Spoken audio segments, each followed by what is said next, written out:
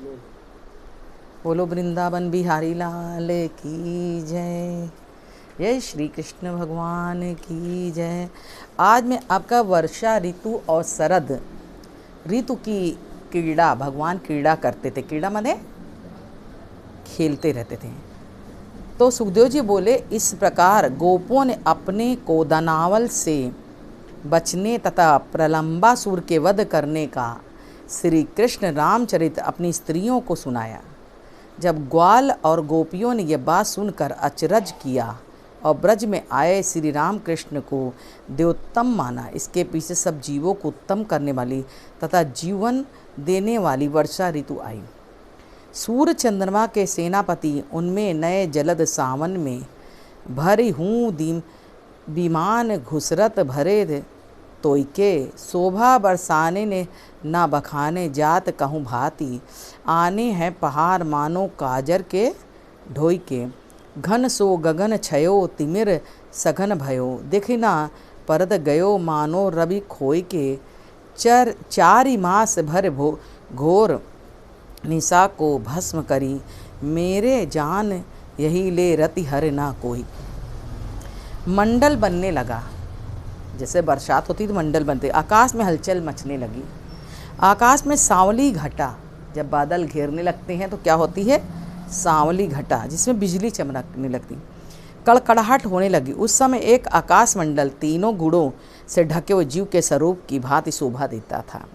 जैसे राजा प्रजा से धन लेकर पीछे प्रजा को ही दे देता है, वैसे सूर्य भगवान 8 मास तक पृथ्वी का जल रूपी धन अपने किरणों के द्वारा खींचकर, गर्मी के ताप से जो जल कम होता है, धूप से सूख जाता है, तो वो अपने किरणों से ही खींच लेते हैं।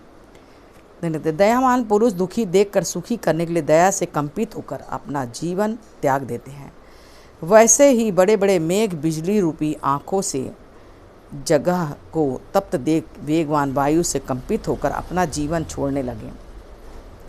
जैसे फल की इच्छा रखने वाले पुरुष का शरीर तप करने से पहले दुर्बल पड़कर फिर तप का फल पाने का पुष्ट हो जाता है, वैसे ग्रीष्म रूपी तप से दुर्बल हुई मेघ जल रूपी फल को पाकर पुष्ट हो गई।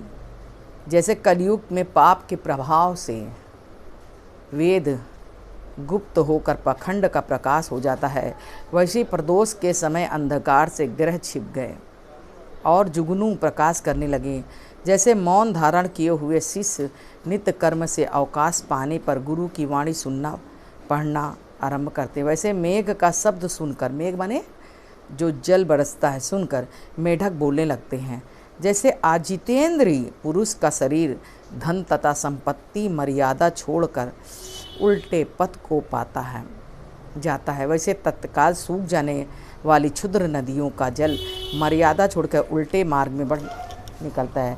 जैसे राजा की सेना विचित्र वर्ण तथा छात्रों को छायावली दिख सकती है, वैसे हरी घास में वीर बहुटी और छत्रक से पृथ्वी हरी लाल तथा छत्र छायावली प्रतीत होने लगी। जैसे खेतों में अनाज की बढ़ती देखकर किसान आनंद में मग्न हो रहे हैं, किंतु धान का संग्रह करने वाले लोग यह सोचकर लाभ का होना देवाधीन दुखी हो रहे हैं। जैसे भगवत भक्त की सेवा करके सुंदर स्वरूप पाते हैं, वैसे जल थल में रहने वाले प्राणी नवीन जल के सेवन कर सुंदर स्वरूप को प्राप्त होते हैं। जैसे अडंग योगी तथा विषयी मनुष्य का चित्त विषयों में चलामान हुआ करता है, वैसे ही नदियों से मिलने तथा पवन की लहरें से समुद्र भी क्षुब्ध हो जाता है।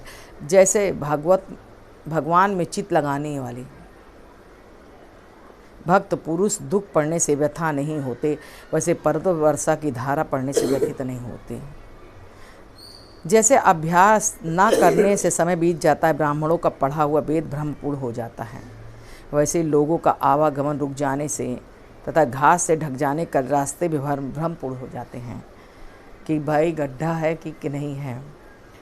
जैसे क्षणिक स्नेह करने वाली कुटिलता गुणवान पुरुषों में स्थिरता नहीं रहती, वैसे ही लोग में मेघों की बिजली स्थिर रहती, गुणवान प्रपंच से शोभा पाता है। वैसे गुर्जर शब्द वाले प्रकाश से निर्गुण शब्द इंद्र शोभा पाता है। ऐसे आत्मा ही प्रकाश पाए हुए अहंकार से ढकी हुई आत्मा दीप्तिमान होती है। तो इस तरह से जब जल का बरसना, तो इस समय बरसात ही चल रही है, सावन का महीना है, भगवान शंकर की पूजा लोग कर रहे हैं। लोग सोच रहे हैं कि हे भगवान वर्षा हो, कितनी गर्मी थी, तो हो चुकी है। राधे कृष्ण का नाम लेते हुए और भोलेनाथ का नाम लेते हुए मैं अपनी वाणी को समाप्त करती हूँ। जय बोलो, जय वृंदावन बिहारी लाल की।